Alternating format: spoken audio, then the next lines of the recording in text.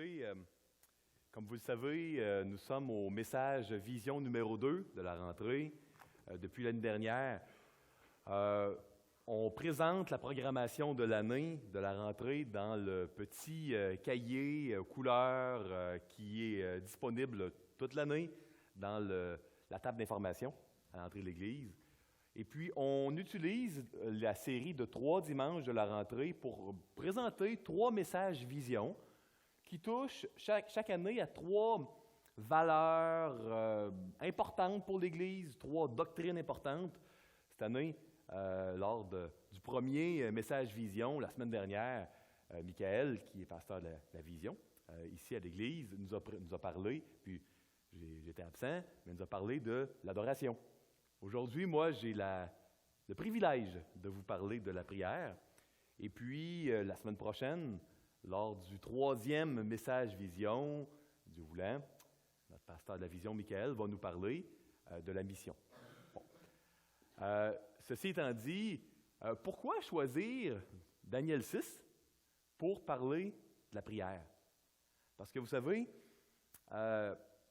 rationnellement, si on veut parler de la prière, il y a tellement de textes bibliques beaucoup plus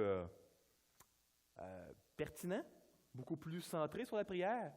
Puis, j'ai pas fait ce matin, je veux vous le divulguer d'entrée de jeu, le choix du texte sur la prière avec ma tête exclusivement. Si j'avais choisi avec ma tête, j'aurais probablement pris le cantique de Déborah ou de Moïse ou un des psaumes qui parle de prière. C'est un choix très personnel, un choix que j'ai fait avec mon cœur, qui m'a amené à vous parler de Daniel 6, parce que je crois que dans toute ma vie, personnellement, les 2 chapitres de la Bible qui m'ont amené le plus à prier ont été Daniel chapitre 6 et Daniel chapitre 9, qui, dans les 2 cas, un peu plus pour Daniel 9, mais parle pas tant que ça de la prière. Vous savez, Daniel 6 parle de la délivrance d'un enfant de Dieu qui est fidèle et qui s'appuie sur Dieu en exil. C'est ça le thème. La prière est, excusez-moi l'anglicisme, dans le background, est en arrière-plan. Donc, ma prière, moi, ce matin, c'est que si ce texte-là a été un des 2 textes bibliques qui m'a amené le plus à prier, à comprendre c'est quoi la prière, à l'expérimenter, ma prière, c'est que Dieu, dans sa grâce, puisse faire le même usage de ce texte-là avec certains d'entre vous ce matin. Avant d'aller plus loin, permettez-moi de demander au Seigneur de nous bénir et de prier, parce que quoi de mieux que de commencer par la prière dans un message sur la prière? Ça me semble ça tout à fait logique. Donc, c'est ce que nous allons faire. Prions, s'il vous plaît. Seigneur Dieu, je sais maintenant que la prière, ce n'est pas une fin en soi. Ce n'est pas qu'un commandement, c'est une manière de vivre. C'est une manière d'apprendre à te connaître. C'est une manière d'apprendre à voir, à ouvrir nos yeux, puis à voir les choses à travers tes yeux, Seigneur. Puis, ma prière, c'est que ce matin, tu puisses faire beaucoup de bien aux gens dans la salle, à moi aussi, que par ta parole qui est surnaturelle, qui est vivante, que tu puisses nous transformer, nous consoler, nous encourager, nous fortifier, nous apprendre à réaliser à quel point on a besoin de toi, puis à quel point tu veux nous transporter durant notre vie sur terre, notre vie ici-bas. Tu veux nous diriger, tu veux nous guider pour, Seigneur, nous amener au port à destination. Puis merci parce que tu vas le faire malgré nous, bien souvent. Merci pour un amour si grand. Merci parce que tu es un Dieu personnel. Merci pour ta présence dans nos vies. Merci parce qu'on peut t'adresser la parole, Seigneur, directement, parce que, Seigneur Jésus, tu es notre intermédiaire. Tu as rendu possible qu'on puisse te parler directement. Merci. Dans le nom de Jésus, nous te prions. Amen. Donc, peut-être très rapidement, vous introduire un peu, c'est quoi le livre de Daniel? Bon, premièrement, la Bible est un livre qui est à propos de Jésus. Tous les chapitres de la Bible nous parlent de Jésus, directement ou indirectement.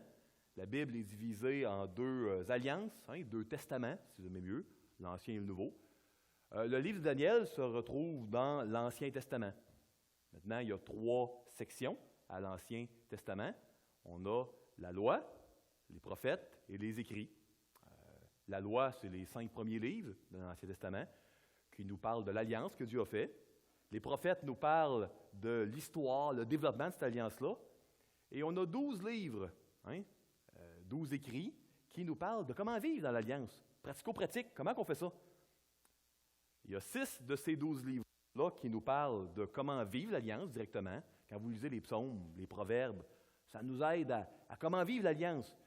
Quand on vit de la souffrance ici-bas, puis on se dit « Hey, c'est donc bien injuste », on peut aller dans le livre de Job puis comprendre comment ça qu'il y a de la souffrance puis ça ne semble pas juste ici-bas. On peut, dans le cadre du mariage, dans le cadre de plein de la recherche du bonheur, Ecclésiaste, mariage, cantique des cantiques, vous savez, on a 6 livres sur 12 dans les écrits qui nous montrent comment vivre l'alliance dans toutes sortes de contextes. Et les 6 autres livres nous montraient aux enfants de Dieu de l'Ancienne Alliance comment vivre l'alliance en exil. C'est bien beau quand tu es dans le pays d'Israël, le pays promis, mais en exil. Quand tu es en minorité, dans une société qui ne croit pas en Dieu, et puis qui même dévalorise et méprise énormément, avec beaucoup de condescendance, la foi chrétienne, puis j'utilise chrétienne entre guillemets, entre parenthèses, comment vivre? Eh bien, c'est là qu'on a 6 autres livres dans les écrits. Et Daniel se situe dans cette catégorie-là. Daniel a été un jeune homme d'environ 15 ou 16 ans qui a été capturé, fait prisonnier en 605 avant Jésus-Christ par un autre jeune homme d'à peu près 22 ans qui était un génie militaire qui avait conquis pratiquement tout le monde connu de l'époque et qui est devenu roi peut-être quelques semaines après avoir fait Daniel prisonnier.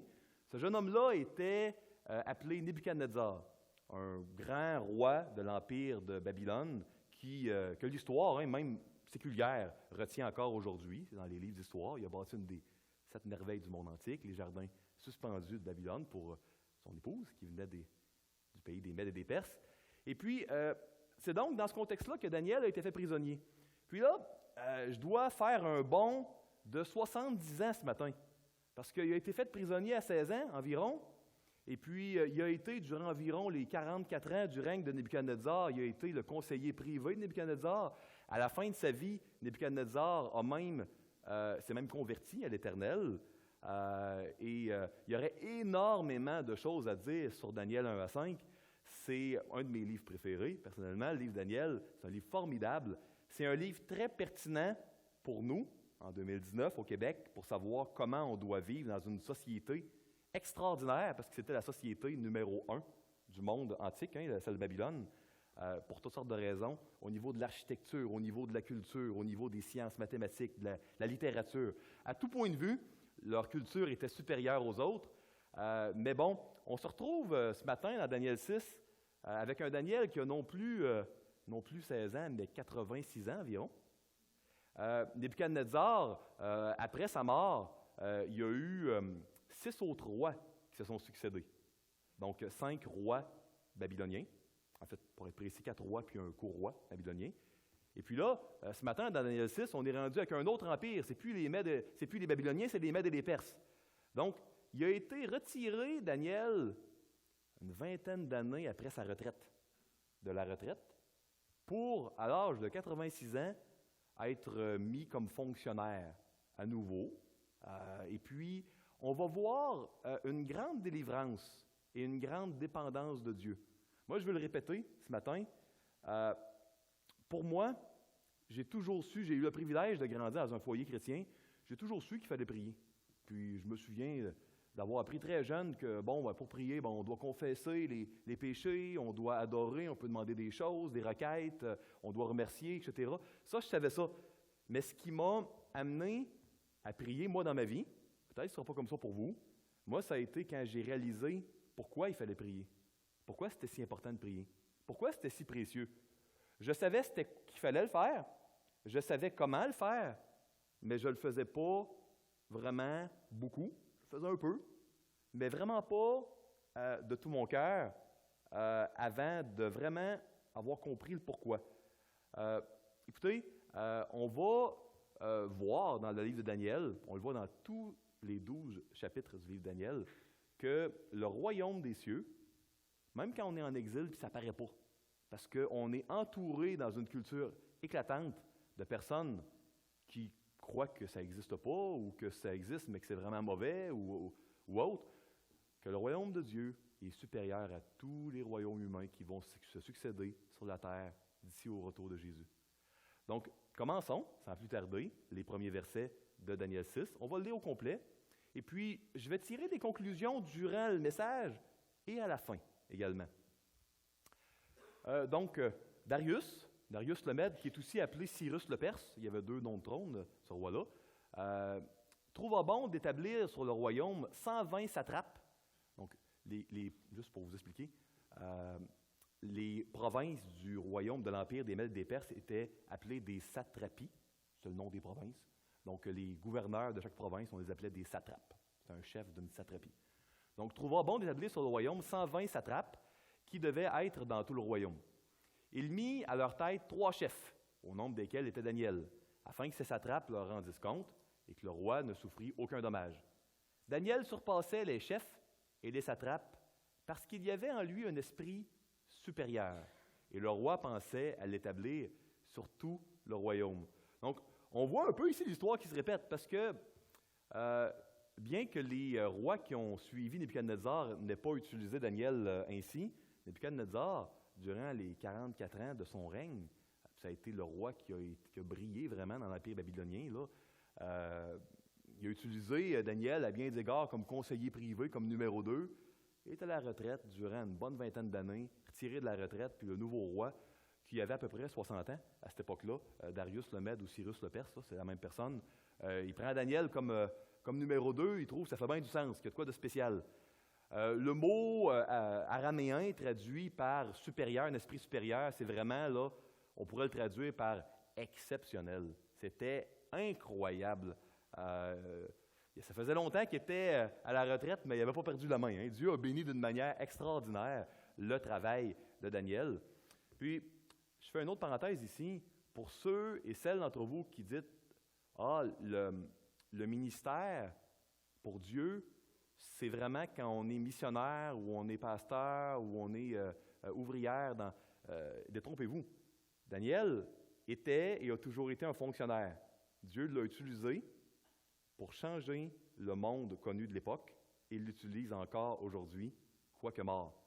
Le plan de Dieu, c'est la meilleure chose qu'on peut suivre, et puis c'est pas toujours être à temps plein dans un travail pour une église ou une organisation missionnaire.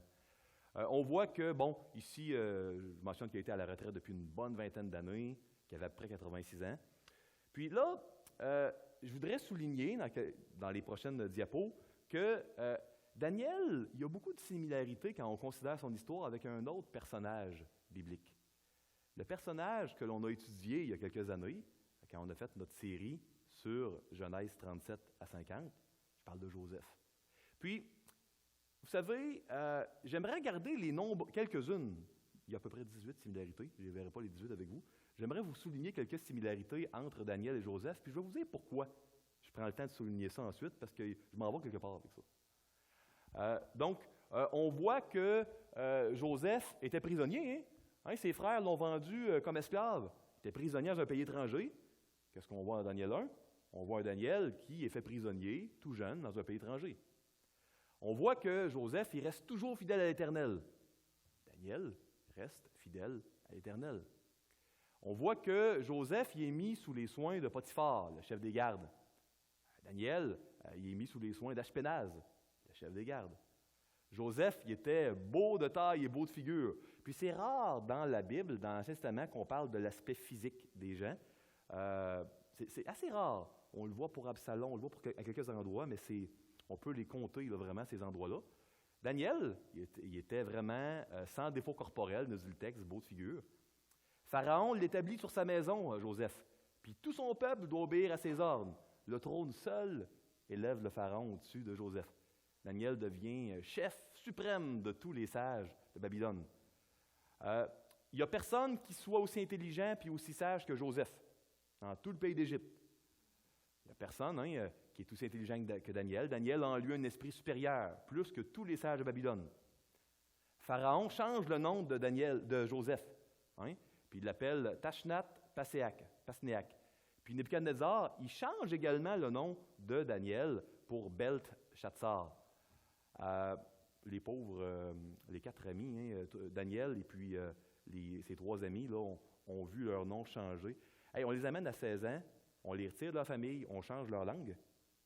Ils doivent apprendre l'araméen. On change leur nom. On change leur nourriture. Vraiment, le but était de les assimiler. Nebuchadnezzar était vraiment très intelligent. Il a pris les nobles du pays conquis, puis il veut les assimiler pour qu'ils deviennent babyloniens. D'ailleurs, ça a fonctionné parce que quand Cyrus permet aux Juifs de revenir dans le pays promis, il y a moins de 10% de tous les Juifs qui vont revenir. Pourquoi tu retournerais à une TV bombée en noir et blanc quand tu as connu un écran plat plasma ou HD au mur? Tu sais, non, mais la langue hébraïque ancienne, c'est pas une langue qui est sophistiquée comme l'araméen ou l'acadien. C'est pas l'acadien qui était la 2e langue de l'Empire babylonien. C'était extrêmement beau puis supérieur en tout point, la culture babylonienne. Joseph interprète les rêves de Pharaon. On va voir Daniel qui interprète les rêves de Nebuchadnezzar. Joseph est accusé à tort par la femme de Potiphar. Daniel est accusé à tort, on va le voir aujourd'hui, par des satrapes jaloux de Darius. Puis, la raison pour laquelle je vous parle de tout ça, vous vous souvenez peut-être, quand on a étudié la Genèse, qu'on vous a dit que les 10 sections de la Genèse avaient pour but vraiment de montrer comment la descendance de Ève, il y aurait un jour un homme de la descendance de Ève qui allait écraser la tête du serpent. Il y aurait un sauveur qui viendrait un jour. Puis ça, c'est le point des 10 sections de la Genèse, qu'on appelle des Tolédotes. Et puis, curieusement, moi j'ai bien aimé quand Doug a parlé de la 10e plaie, puis a mentionné en bon comptable comment numériquement, il y avait beaucoup de... C'était disproportionné comment il y avait une quantité de textes qui parlaient de la 10e plaie par rapport aux 9 premières. On voit la même chose au niveau de la 10e portion de la Genèse. Écoutez, on a de Genèse 37 à 50, sur 50 chapitres en tout, pour parler de la 10e portion. Joseph, la 10e portion de la Genèse, est une illustration de la promesse d'Abraham, qu'il y aurait un jour une descendance d'Abraham qui serait une bénédiction pour toutes les nations de la terre. Et c'est ce que Joseph est. Il est une bénédiction pour sa propre famille, mais pour l'Égypte, pour plein de nations. Et puis, c'était le plan de Dieu. Dieu voulait que la descendance d'Abraham soit une bénédiction pour toutes les nations de la terre. Évidemment, vous le savez comme moi, ça a été accompli en Jésus, spirituellement, d'une manière ultime. En Jésus, on peut vraiment rentrer dans l'Église, le peuple de Dieu, et on peut définitivement, dans la Nouvelle Alliance qui a surpassé l'ancienne, on peut vraiment être une bénédiction en Jésus. Mais il y a souvent plusieurs accomplissements, plusieurs applications derrière ce que Dieu fait. Puis Dieu a toujours voulu que ses enfants soient une bénédiction pour tout le monde autour. Oui, en Jésus, mais c'est au-delà de ça. Puis d'ailleurs, on sait, parce qu'on voit dans Daniel 8 et 9 que Daniel, il lisait Jérémie. Fait que, il connaissait sa Bible. Hein? Et puis, j'aimerais juste vous lire ici ce que Jérémie avait dit. Parce que Jérémie avait donné des instructions pour les enfants de Dieu s'ils étaient en exil. Écoutez ça. Voici le contenu de la lettre de Jérémie, que Jérémie le prophète envoya de Jérusalem au reste des anciens en captivité, aux sacrificateurs, aux prophètes et à tout le peuple que Nebuchadnezzar avait amené captif à Jérusalem, de Jérusalem à Babylone. Bâtissez des maisons et habitez-les. Plantez des jardins et mangez-en les fruits. Prenez des femmes et engendrez des fils et des filles. Prenez des femmes pour vos fils et donnez des maris à vos filles, afin qu'elles enfantent des fils et des filles. Multipliez là où vous êtes et ne diminuez pas. Recherchez le bien de la ville où je vous ai mené en captivité. Ah, intéressant, on ne parle pas de faire une révolution, on ne parle pas dans la lettre de Jérémie comment revendiquer des choses ou faire vraiment une mutinerie. Hey, recherchez le bien de la ville où je vous ai mené en captivité et priez l'Éternel à sa faveur. Wow! Ça ressemble à Jésus qui dit de prier pour ses ennemis. Hein? Continuons. Parce que votre bonheur dépend du sien. Donc, de la même manière que Joseph était l'illustration qu'un jour, il y aurait une descendance d'Abraham qui serait une bénédiction pour tout le monde, il est aussi un modèle à suivre. Puis Daniel a vécu là, la même chose. Il a recherché tout le bien du royaume. On ne le voit jamais dans le livre de Daniel dire « Hey, appelez-moi pas là, Belchatsar, mon nom c'est Daniel en passant. Puis écoutez, là, vous devriez changer les lois puis mettre telle chose. » Ah, il sait mettre son pied à terre. Puis quand il est question de désobéir à Dieu, là, il reste ferme, il ne se cache pas, il rend témoignage. Mais Daniel ne cherche pas à faire des mutineries, il cherche le bien, la ville où il est. Et il donne son meilleur. Il donne son meilleur pour bénir, pour être une bénédiction. Il travaille plus fort que tous les autres, avec plus de cœur que tous les autres, de sorte que les empereurs le mettent comme numéro 2, il n'y a pas d'autre choix. Il est tellement intègre, il est tellement désintéressé. Daniel semble opérer sous des standards plus élevés que les autres, plus élevés que ceux du monde. Et puis c'est à ça que Dieu a toujours appelé ses enfants. Rapidement, on va aller tantôt dans 2 passages du Nouveau Testament parce que j'aimerais vous montrer que c'est le même désir que Dieu a aujourd'hui alors que nous sommes en exil. Vous savez, la Bible nous dit que notre vrai pays, c'est pas ici, hein? Que notre vrai pays, c'est le ciel. Qu'ici, on est voyageurs sur la terre. On est en exil.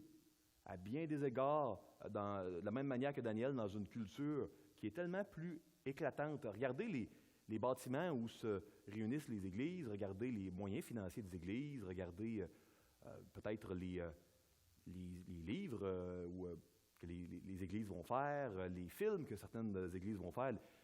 On ne peut pas, ici-bas, comparer matériellement ce qui se passe dans le monde. Pourtant, le même message. Le royaume de Dieu est supérieur. Tous les royaumes des hommes vont passer. Et puis, celui de Dieu qui va venir avec Jésus est éternel. Daniel, maintenant, chapitre 6, versets 4 à 9. Lisez-le avec moi. Alors, les chefs et les satrapes cherchèrent une occasion d'accuser Daniel en ce qui concernait les affaires du royaume. Un peu comme Pharaon qui, à la fin, là, à la 9e plaie, ne pouvait plus, même pas souffrir la présence de Moïse. Il disait, écoute, tu surviens à ma présence, t'es mort, t'es un homme mort. On voit le même genre d'endurcissement ici. Mais ils ne purent trouver aucune occasion ni aucune chose à reprendre parce qu'il était fidèle et qu'on n'apercevait chez lui ni faute ni rien de mauvais. Verset 5. Et ces hommes dirent, nous ne trouverons aucune occasion contre ce Daniel, à moins que nous n'en trouvions une dans la loi de son Dieu. 86 ans, il avait eu le temps de l'observer. Hein? Puis ses chefs et ses satrapes se rendirent tumultueusement auprès du roi et lui parlèrent ainsi, « Roi Darius, vis éternellement », qui est une formule là, de salutation envers le roi de l'époque. Tous les chefs du royaume, les intendants, les satrapes, les conseillers et les gouverneurs sont d'avis qu'il soit publié un édit royal avec une défense sévère, portant que quiconque, dans l'espace de 30 jours, adressera des prières à quelque dieu ou à quelque homme excepté à toi, ô roi, sera jeté dans la fosse aux lions.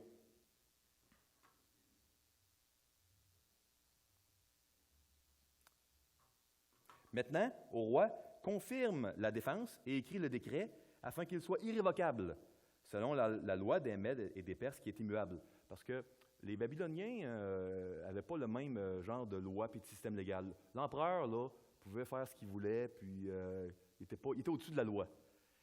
Au niveau des Mèdes et des Perses, c'est pas pareil. L'empereur n'est pas complètement au-dessus de la loi. La loi est très importante, puis si l'empereur se met à ne pas la respecter, il pourrait se faire tasser. Hein? Donc la loi qui était immuable, il fallait que l'empereur s'y soumette. Verset 9. Là-dessus, le roi Darius écrivit le décret et la défense. Donc on voit ici une manigance. Ils savent qu'ils ne le trouveront pas là, en train de tricher le roi Daniel. Donc, ils décident de le piéger en lui disant « Écoute, s'il y a quelqu'un qui prie quelqu'un d'autre que toi, qu'il soit tué. » Puis là, on est dans une société pluraliste. Il y a plein de dieux. Puis, il n'est pas supposé d'en avoir un qui est meilleur que les autres. Puis, c'est certainement pas le Dieu de Daniel, qu'on n'est même pas sûr s'il existe vraiment. Puis, s'il existe, c'est un... Écoute, c'est pas comme Marduk, le dieu des Babyloniens puis de l'Empire médo-perse, qui se posait un peu le roi des dieux. Tu sais, c'est un dieu de deuxième classe s'il existe. Fait que, il n'est pas supposé avoir préséance. Fait que Darius, lui, il dit, regarde, on va mettre le sceau, puis on va sceller cela. Donc, on voit que le travail de Daniel est impeccable. Il cherche à être une bénédiction, pas pour le monde, pas pour avoir de quoi en retour, pour Dieu. Il le fait pour Dieu, il existe pour Dieu. L'intégrité qu'il a et les standards exceptionnels de travail, d'éthique de travail, c'est pour Dieu qu'il le fait, pas pour être aimé du patron. Il y a des attaques sournoises, il reste fidèle. Puis, on voit que ce principe-là est le même. J'aimerais juste vous lire quelques passages dans le Nouveau Testament. On voit dans 1 Thessaloniciens 4, « Et c'est aussi ce que vous faites envers tous les frères dans la Macédoine entière. Mais nous vous exhortons, frères, à abonder toujours plus dans cet amour et à mettre votre honneur à vivre tranquille, à vous occuper de vos propres affaires et à travailler de vos mains, comme nous vous l'avons recommandé, en sorte que vous vous conduisiez honnêtement envers ceux du dehors et que vous n'ayez besoin de personne. » Donc, Paul disait aux croyants de Thessalonique, « Soyez des bons citoyens, des bons travailleurs pour Dieu. » C'est une des manières, un des ministères que Dieu vous donne. Colossiens 3, « Serviteurs, obéissez en toutes choses à vos maîtres selon la chair, non pas seulement sous leurs yeux comme pour plaire aux hommes. » Ce n'est pas une question de monter en grade puis de plaire aux autres, mais avec simplicité de cœur, sans avoir de manigance puis de stratagème, simplement pour Dieu, peu importe que les patrons voient ou pas, dans la crainte du Seigneur. Tout ce que vous faites, faites-le de bon cœur, comme pour le Seigneur, et non pour des hommes, sachant que vous recevrez du Seigneur l'héritage pour récompense. Servez Christ le Seigneur. Avoir une bonne éthique de travail, c'est un des premiers moyens d'honorer Dieu, de glorifier Dieu, puis il faut le faire pour lui, pas pour être vu des autres. Maintenant, on va voir ce que Daniel fait. Moi, je peux vous dire que s'il y avait une interdiction, je vous le confesse à ma honte, puis que je n'avais pas lu le livre de Daniel, j'aurais été porté à dire, on va prier tout bas, on peut, Dieu nous entend, on va le fera certainement pas à voix haute, pas à genoux, puis si c'est à genoux, ça va être dans un placard fermé, porte soigneusement fermée, pas sur le balcon. On va voir ce que Daniel fait. Versets 10 à 15. Lorsque Daniel sut que le décret était écrit, il se retira dans sa maison, où les fenêtres de la chambre supérieure étaient ouvertes dans la direction de Jérusalem. Juste parenthèse, pourquoi l'histoire du balcon puis de Jérusalem? C'est que Salomon, quand il avait consacré le temple, il avait demandé une requête spéciale à l'Éternel. Il avait dit, écoute, si un jour on est fait prisonnier, là, dans bien des centaines d'années, puis qu'on prie en direction de là où était le temple, même s'il est détruit, là, peux-tu donner une attention particulière à la prière, puis que ça soit comme si vraiment on était dans le temple? C'est pour ça qu'il le fait en direction du temple. Ça ne s'applique plus aujourd'hui comme ça, parce que le temple, c'est qui? C'est nous. On est le temple de Dieu. Ça, c'est une autre histoire. Continuons. Verset 10 à 15, en direction de Jérusalem. Et 3 fois le jour, il se mettait à genoux, il priait et il louait son Dieu comme il le faisait auparavant. Écoutez, il s'est mis à genoux en direction de Jérusalem, balcon, puis à voix haute, mes amis, puis il louait. Il n'a pas attendu 10 jours là, que là, ça le démangeait, il s'ennuyait de Dieu. Dès qu'il a su de la loi, première chose qu'il a faite. On prie pourquoi? C'est pas juste parce que Dieu le demande. On prie parce qu'on en a besoin. On prie pour vivre en exil. On prie comme la manière de survivre en exil. On n'est pas capable sans Dieu. C'est impossible de réussir notre vie ici-bas, puis de dépendre de Dieu. Dépendre de Dieu, là, les amis, c'est abandonner notre agenda. De dire, Seigneur, prends-moi, prends mon cœur, fais avec moi ce que tu veux. On ne va pas souffrir personne, mais Seigneur, fais de moi ce que tu veux, fais de ma vie ce que tu veux, ce que ta main va apporter dans ma vie, aide-moi à l'accepter puis à t'honorer, je te fais confiance. Prends tout, puis Seigneur, donne-moi la force. Puis c'est pas, comme on dit en anglais, un one-shot deal. Tous les jours de ma vie, plusieurs fois par jour, je vais avoir à dépendre de toi. Parce que ça va être épeurant de ne plus avoir d'agenda. Ça va être épeurant d'être obligé de tout le temps dire la vérité, de ne pas faire des stratagèmes pour monter en grade, mais de juste faire les choses pour Dieu simplement.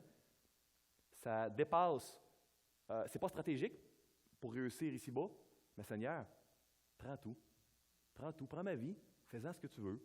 Puis Seigneur, ça va être tellement épeurant, puis je vais tellement avoir besoin de toi que je n'aurai pas besoin de prier. Moi, peut-être que ça semble bien négatif, mais moi, c'est ce qui m'a amené à prier dans ma vie. De dire, moi, si j'ai plus mon agenda, puis j'ai plus des choses moi-même, Pas le choix, là. C'est pas que, rationnellement, je me dis, il faut que je suis commandé de prier, je vais prier, il faut le faire. J'ai besoin.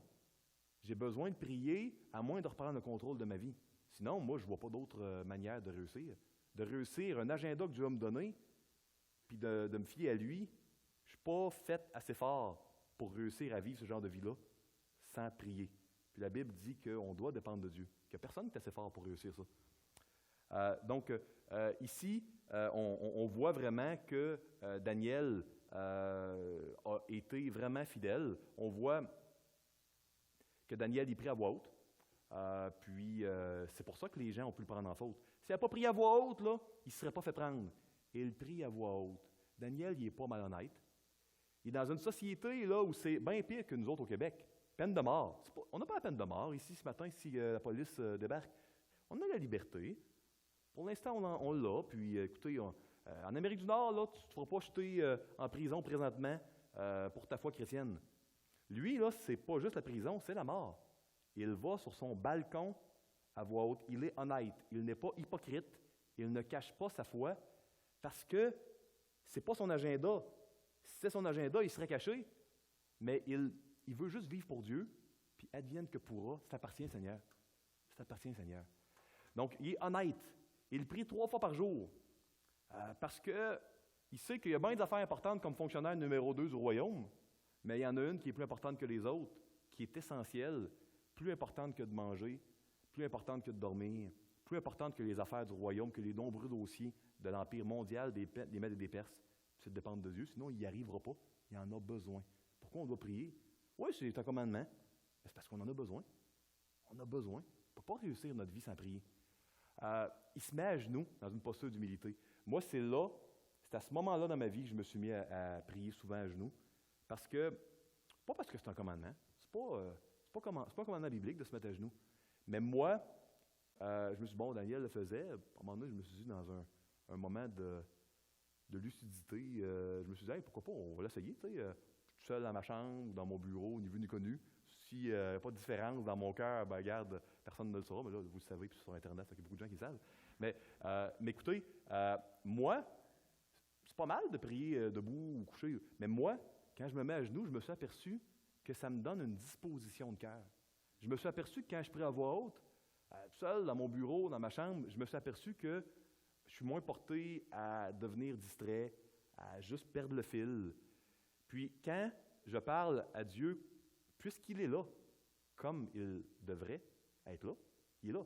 Fait que si j'y parle comme si c'est un genre de fictif, ou on n'est pas sûr que ça existe, puis c'est comme dans ma tête. Parler à quelqu'un dans ma tête, moi, je suis pas assez concentré pour faire ça. Je le fais à voix haute, je le fais à genoux. Moi, ça a changé ma vie de prière. De me mettre à genoux et de prier à voix haute, ça m'a donné une disposition de cœur qui était complètement différente. Je vous l'ai dit, ce n'est pas à propos de la prière ce matin, ce n'est pas une exposition directe de Daniel 6. Ça se veut un mélange de partage très personnel ce matin, ce que je fais avec vous au niveau de la prière. Écoutez, il prie avec beaucoup de confessions de péché. Si vous tournez dans Daniel 9, là, c'est le deuxième passage, moi, qui a eu un impact. Il confesse des péchés des autres dans le peuple de Dieu, il confesse des péchés.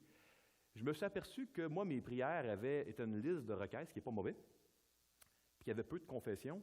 Puis en lisant dans la Bible, Daniel puis d'autres, je me suis aperçu qu'il y avait plus de confessions que de requêtes. Là, ouf, j'ai été surpris. Là, j'ai eu la seconde bonne idée de « Hey, je devrais essayer de respecter le ratio. » Je ne suis pas comptable, mais je me suis dit, on va respecter un peu le ratio biblique. S'il y en a plus de confessions dans les prières, on va essayer ça. Puis, effectivement, ça m'a aidé beaucoup, beaucoup dans ma foi. Daniel, il prie en citant les Écritures. Beaucoup de citations de Deutéronome 7. Vous allez voir, si vous lisez les prières de Daniel, là, il cite les Écritures, beaucoup. Puis c'est logique. Vous savez, ma petite fille, Emma, comment elle a appris à parler? Elle a écouté l'entourage, beaucoup les parents, tu sais. On n'a jamais dit, quand elle répétait les paroles de Valérie ou de moi, « Hey Emma, t'es donc même pas original, répète pas nos paroles. » C'est pas un manque d'originalité de prier les Écritures, c'est notre papa. Si on veut apprendre à parler, on va essayer de répéter les paroles de notre papa. Donc, ce que Daniel fait est logique. On ne devrait pas y voir des prières artificielles qui ne sont pas originales, qui ne sont pas créatives, quand on prie comme notre papa parle. il enlève ses chaussures. Bon, dans l'Ancien Monde, je vous l'ai dit, ceux qui se souviennent de ma prédication sur Exode 3, puis si vous lisez Josué 5, 13 à 15, vous allez voir, le chef d'armée d'Éternel disait hey, « ôte tes sandales, le lieu est saint ici ». Même game un peu dans l'appel de Moïse dans Exode 3. Pourquoi? Parce que si vous voulez savoir, là, c'était qui les esclaves, quand vous regardez une gravure de l'Ancien Monde, regardez qu'il n'y avait pas de chaussures. Puis les gens qui n'avaient pas de chaussures, c'était soit les esclaves, ou encore c'était les prêtres dans un temple. Et si le pharaon rentrait dans une pièce, même les princes, tout le monde enlevait ses chaussures. Il y avait juste le pharaon qui gardait à l'époque de Moïse. Donc, c'est un signe, encore là, une disposition vraiment de soumission. D'enlever ses chaussures, ça a vraiment plus cette fonction-là aujourd'hui, j'en conviens avec vous. Bon, moi, j'enlève mes chaussures dans la maison parce que mon épouse ne veut pas qu'on les garde, mais sinon, fait que j'ai pas eu à rajouter ça pour prier, ils sont déjà enlevés. Écoutez, il y a une chose, par exemple, qui est intéressante, c'est la suivante. Quand on est à genoux dans l'Ancien Monde, puis on a enlevé les sandales, on n'est pas pressé. Si on veut sortir, faire quelque chose, il faut lasser les sandales, puis se relever, puis tout ça. Donc, comprenez qu'il y a un aspect de on n'est pas à la hâte, on se donne le temps. Moi, la manière pour moi l'équivalent pour moi de très 2019 d'enlever les sandales, ça a été de fermer mon iPhone et puis tous mes trucs, puis de juste mettre tout ça de côté. C'est ma manière de ne pas être à la hâte, puis de pouvoir juste prendre le temps qu'il faut. Donc, c'est ce que Daniel fait. Est-ce que je suis rendu dans le temps? Pas si pire. Parfait. On peut quand même vous parler de ça, parce que, tu sais, quand on a un passage qui nous tient à cœur, on ne voit pas le temps passer. Mais les fourneaux qui sont peut-être programmés à partir à telle heure pour les repas, dans votre cas, eux, ils voient le temps passer. Hein, fait qu'on va essayer de respecter le temps. Donc, continuons. Il prie. On prie parce qu'on a besoin. C'est impossible de vivre pour Dieu puis d'abandonner le contrôle si on ne peut pas s'appuyer sur lui. La prière nous permet de s'appuyer sur Dieu puis d'apprendre à lui faire confiance. C'est ça que la prière fait. La prière, oui, Dieu le commande. Mais moi, je vous le confesse, ça devrait être assez. J'aurais aimé ça que ça soit assez pour que je prie, mais ça n'a pas été assez dans ma vie. C'est quand j'ai réalisé que j'en avais besoin, puis j'ai réalisé le pourquoi que je me suis mis à prier. Ça ne devrait pas être comme ça, mais dans ma vie, ça a été comme ça. Versets 16 à 22 maintenant. Alors le roi donna l'ordre qu'on amena Daniel et qu'on le jeta dans la fosse aux lions. Le roi prit la parole et dit à Daniel, « Puisse ton Dieu que tu sers avec persévérance te délivrer. » On apporta une pierre et on l'a mis sur l'ouverture de la fosse. Le roi la scella de son anneau et de l'anneau de ses grands, afin que rien ne fût changé à l'égard de Daniel. Le roi se rendit ensuite dans son palais. Il passa la nuit à jeun. Il ne fit point venir de concubine auprès de lui, et il ne put se livrer au sommeil. Il avait été piégé. Hein. Il l'aimait, il voulait le mettre son numéro 2. Il était vraiment, là, pour lui, c'était pas une petite affaire là, de condamner Daniel à mort, mais il n'avait pas le choix. Il n'était pas au-dessus de la loi, lui. 19. Le roi se leva au point du jour avec l'aurore, et il alla précipitamment à la fosse aux lions. En s'approchant de la fosse, il appela Daniel d'une voix triste. Le roi prit la parole et dit à Daniel, « Daniel, serviteur du Dieu vivant, que tu sers avec ton Dieu que tu sers avec persévérance, a-t-il pu te délivrer des lions? » Et Daniel dit au roi, « Roi, vis éternellement. » La salutation médo-perse que je vous parlais. Mon Dieu a envoyé son ange et fermé la gueule des lions, qui ne m'ont fait aucun mal, parce que j'ai été trouvé innocent devant lui. Et devant toi non plus, ô roi, je n'ai fait rien de mauvais. On voit ici, contre toute attente, qu'un Daniel qui a décidé d'être honnête, de ne pas se cacher, de dire, regarde, je vais faire les choses comme avant, parce que je n'ai pas été fidèle à mon travail pour monter en grade ou pas être rejeté des autres ou réussir en exil. Je l'ai fait pour Dieu, puis le moment que Dieu veut me rappeler à lui, il me rappellera. Puis si ce n'est pas le moment de me rappeler à lui, ben, il va faire ce qu'il a à faire. Ben, Dieu a envoyé un ange fermer la gueule des lions. On voit définitivement la délivrance de Dieu ici, puis on voit qu'aucune épreuve qui n'est pas dans le plan de Dieu. Dieu ne permettra pas. Il ne permettra juste pas que cette épreuve-là fasse aucun mal à ses enfants que Dieu n'aurait pas permis, n'aurait pas prévu dans son plan. Écoutez, on voit une autre grande délivrance dans Daniel au chapitre 3. C'est ça, au chapitre 3, la fournaise ardente là, de Shadrach, Meshach et Abednego.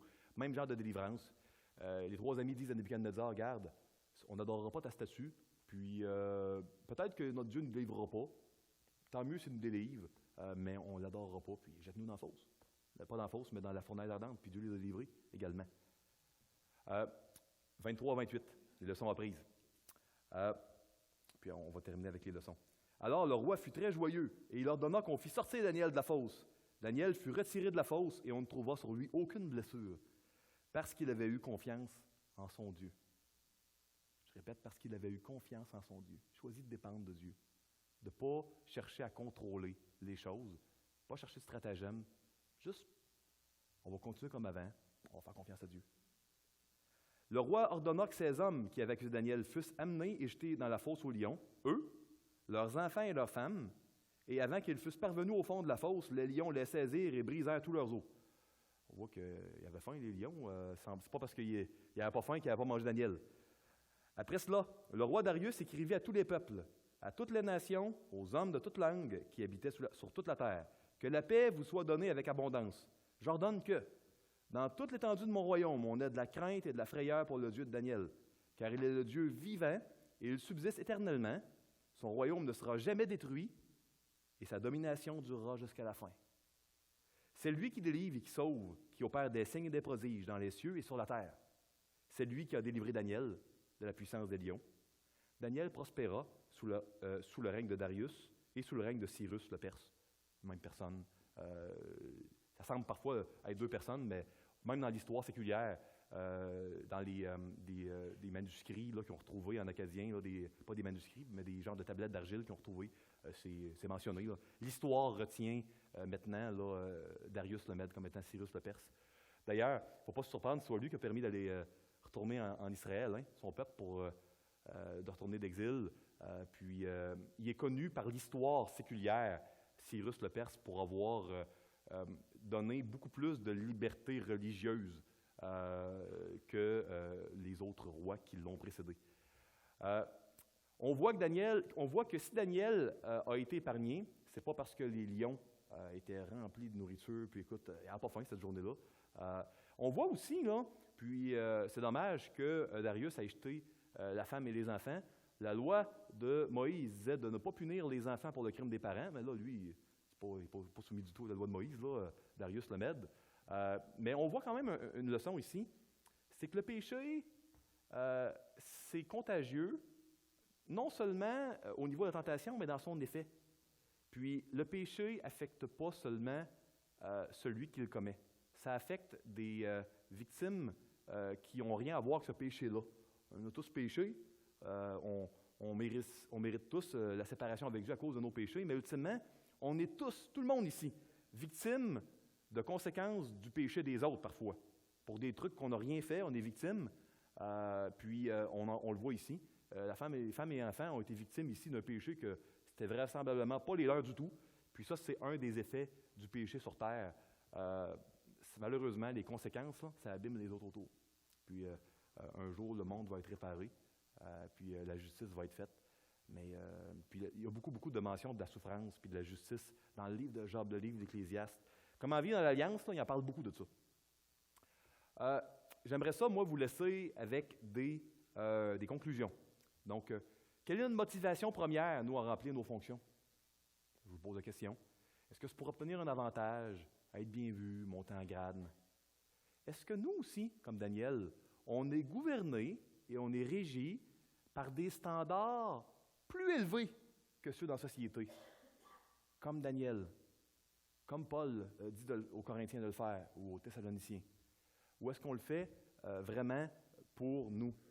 Est-ce qu'on a l'ambition, nous aussi, d'être une bénédiction pour tous les gens qui nous entourent, pour notre ville, pour notre quartier, pour notre église locale, mais au-delà? Pas pour nécessairement que les gens se convertissent, on le souhaite, mais ce n'est pas nous qui convertissons personne, juste pour être une bénédiction, pour refléter qui est Dieu. Est-ce qu'on a ce désir-là? Non hypocrite, honnête, de juste être un objet de bénédiction, parce que Dieu nous le demande, pour la gloire de Dieu. Pourquoi est-ce qu'on prie? La place qu'on va donner à la prière dans notre vie. Moi, je pense pas que je suis le seul ici. Je crois que pour bien des gens, ça va dépendre du pourquoi. Ça va dépendre de si vous réalisez que vous en avez besoin. Vous n'aurez pas besoin de prier si vous menez votre propre vie puis vous gouvernez votre agenda.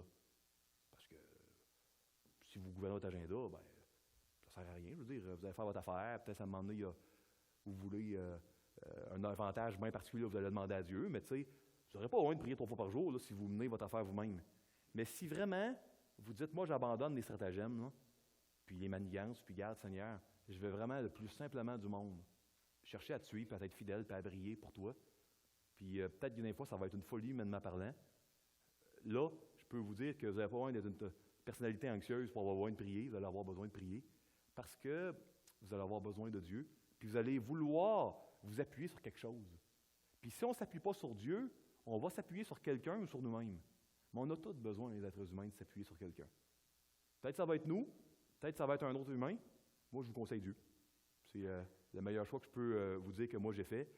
C'est mieux s'appuyer sur le Dieu Tout-Puissant avec qui on va passer l'éternité que sur vous-même ou sur votre deuxième voisin de gauche ou votre mari, votre épouse.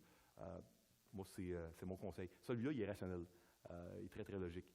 Maintenant, est-ce qu'on adopte une disposition de dévotion? Vous n'êtes pas obligé de vous mettre à genoux, c'est pas un commandement biblique. Mais peu importe dans votre culture, vous, là, ce que ça veut dire. De quelle manière vous assurez de disposer votre cœur? De manière à parler à Dieu d'une manière différente de votre collègue de travail, de votre ami ou du gardien de but au hockey. De quelle manière vous disposez votre cœur pour que ça soit spécial, comme ça devrait l'être? Je vous pose la question.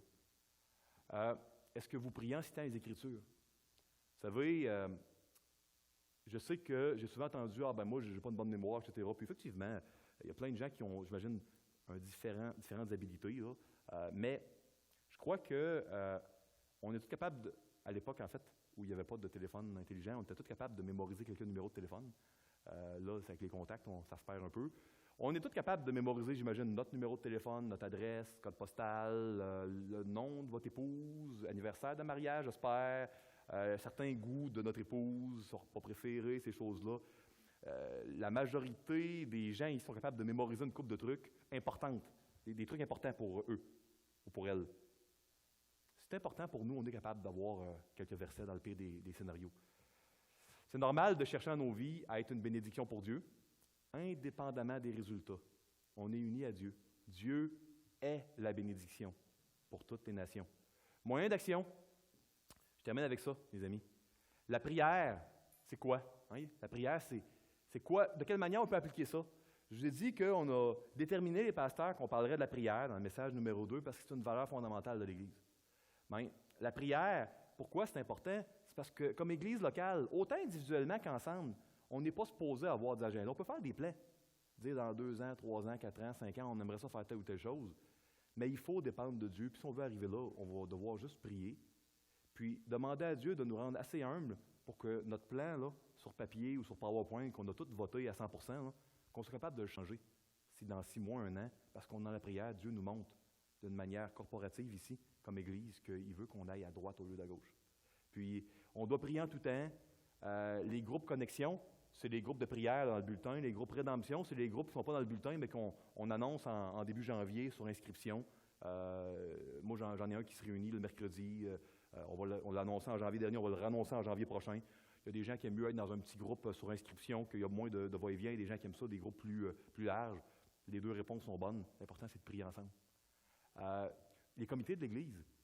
Les comités de l'Église, le comité des finances, d'évangélisation, le comité de communion fraternelle, tous les comités de l'Église, le comité des dames, on doit prier en comité pour qu'on soit toujours dépendant de Dieu dans la manière dont il veut qu'on fasse les choses. Si on fait des choses, puis on n'est même plus sûr que c'est la volonté de Dieu, c'est juste logique, puis ça fait bien du sens, on peut s'égarer. On existe pour faire la volonté de Dieu, pour se laisser guider et diriger par lui. Chaque fois que vous rencontrez un frère ou une sœur, priez, parce que c'était pas trop 3 fois par jour. Vous savez, si on veut que dans chaque jour, dans chaque minute, dans chaque heure, on se laisse guider par Dieu, on expérimente la présence de Dieu telle qu'elle est vraiment là. C'est pour ça qu'il faut prier. Pourquoi pas utiliser, alors dans un pays où on connaît des frères et des sœurs de la foi, c'est rapide, on peut prendre 30 secondes, 1 minute. C'est pas mal, mais pourquoi pas le prendre? C'est pas mal si vous voyez un vin dehors à terre de ne pas le ramasser. C'est pas péché. Vous pourriez voir un 20 $ sur le trottoir, pas le prendre, mais écoutez, un pièce à terre, s'il n'y a pas personne autour, puis à terre, ce serait dommage de le laisser s'envoler tout seul, de le prendre, puis c'est sur le trottoir, il n'appartient pas à personne. C'est un peu comme ça. Si vous voyez un frère ou une sœur de la foi, pourquoi pas prier? C'est pas mal de ne pas ramasser le 20$, c'est pas mal de ne pas prier, mais moi, je veux le ramasser. C'est une opportunité. Ça a de la valeur de prier ensemble. Quand vous faites vos cultes personnels, hein, ça c'est le mot culte personnel, qu'est-ce que ça veut dire? C'est lire et prier avec Dieu. C'est ça que ça veut dire un culte personnel. C'est un moment pour prier. Et pour finir, la prière, c'est quoi? Hein? La prière dans l'église locale. Quand on prie pour les enfants comme on l'a fait, quand le prédicateur prie au début de son message, quand il y a des prières dans la célébration, ça nous permet d'apprendre comment prier, parce que souvent les prières, on s'assure de les composer comme il faut à l'avance, puis on veut vraiment les penser que ce soit le plus biblique possible. Souvent, vous le savez, quand on prie ensemble, que ce soit les prédicateurs ou que ce soit vous, hein, pour la table du Seigneur ou autre, quand les gens prient, habituellement, là, les gens vont y penser au pire, au moins 30 secondes, une minute d'avance, ils mettent leur pensée ensemble pour les présenter à Dieu. De mettre mes pensées ensemble, là, moi, je fais ça au travail avant de parler à quelqu'un, je fais ça des fois avant de parler à mon épouse. C'est pas artificiel de réfléchir un peu avant de parler. Penser avant de parler, c'est pas artificiel. Pas besoin d'être chrétien pour savoir ça. C'est biblique, la prière en Église, la prière corporative. Ça permet d'adorer ensemble. Ça permet de confesser les péchés. Ça permet de s'encourager. Je ne parle pas évidemment de péchés main privés qu'on fait devant 125 personnes. Je parle peut-être une incrédulité ou des manquements qu'on a eus d'une manière corporative. Ça nous permet de remercier Dieu ensemble quand on prie ensemble. C'est important de prier ensemble. Puis vous savez, c'est une des choses que l'équipe pastorale veut faire. On veut donner un peu plus de place à la prière dans la manière dont on fait les célébrations. Attendez-vous à avoir un peu plus de place donnée à la prière dans les célébrations. Ça nous permet de montrer notre faiblesse et notre dépendance de Dieu quand on prie ensemble. Mes frères, mes sœurs, ma prière sincère pour moi puis pour vous est que Dieu vous montre et me montre de la manière la moins douloureuse possible l'importance de dépendre de lui. Que sinon, le contrôle qu'on pense avoir est une complète illusion. Puis ma prière est que quand vous allez prier, vous ne le faites pas d'une manière légaliste parce qu'il le faut, ou encore, pas légaliste, mais par pure obéissance, sans comprendre. Ma prière est que vous le fassiez vraiment de tout votre cœur, parce que vous en avez besoin, puis parce que vous êtes en train d'expérimenter la dépendance de Dieu. Que Dieu vous bénisse richement cette semaine, et n'oubliez jamais que Dieu vous aime tous et toutes profondément. Amen. Bonne semaine.